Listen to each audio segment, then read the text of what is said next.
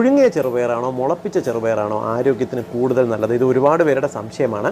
എന്നാൽ നമുക്ക് ഒരേ സമയം തന്നെ മുളപ്പിച്ച ചെറുപയറും നല്ലതാണ്, എന്നാൽ പുഴുങ്ങിയ ചെറുപയറും കഴിക്കാം. രണ്ട് തരത്തിലാണ് ശരീരത്തിന് ഗുണകരമാകുന്നതെന്ന് മാത്രം. 100 ഗ്രാം പുഴുങ്ങിയ ചെറുപയറിനകത്ത് ഏകദേശം 18 മുതൽ 24 ഗ്രാം വരെ പ്രോട്ടീൻ അടങ്ങിയിട്ടുണ്ട്. ഇത് നിങ്ങൾക്ക് പ്രോട്ടീനിന് വേണ്ടിയാണെങ്കിൽ പുഴുങ്ങിയ ചെറുപയർ നിങ്ങൾക്ക് കഴിക്കാം. ഇതിനകത്ത് പ്രോട്ടീൻ കിട്ടും, അത്യാവശ്യം വൈറ്റമിൻസും ഫൈബേഴ്സും കിട്ടും. എന്നാൽ മുളപ്പിക്കുമ്പോൾ സംഭവിക്കുന്നത് ഇതിനകത്ത് അടങ്ങിയിട്ടുള്ള ഈ പ്രോട്ടീനെ മുള വരുന്നതിന് വേണ്ടിയിട്ട് ഈ ചെറുപയർ എടുത്ത് ഉപയോഗിക്കും. അതുകൊണ്ട് ഒരു 100 ഗ്രാം മുളപ്പിച്ച ചെറുപയറിനകത്ത് പ്രോട്ടീനിൻ്റെ അളവ് താരതമ്യേന കുറവാണ്. 100 ഗ്രാമിനകത്ത് ഏകദേശം 5 ഗ്രാം മാത്രമേ പ്രോട്ടീൻ ഈ മുളപ്പിച്ചതിനകത്ത് അടങ്ങിയിട്ടുള്ളൂ.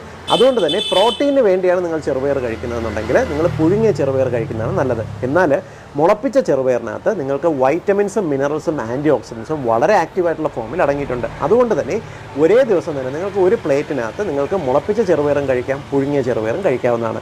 എല്ലാ സുഹൃത്തുക്കൾക്കും വേണ്ടി ഒന്ന് ഷെയർ ചെയ്തോളൂ.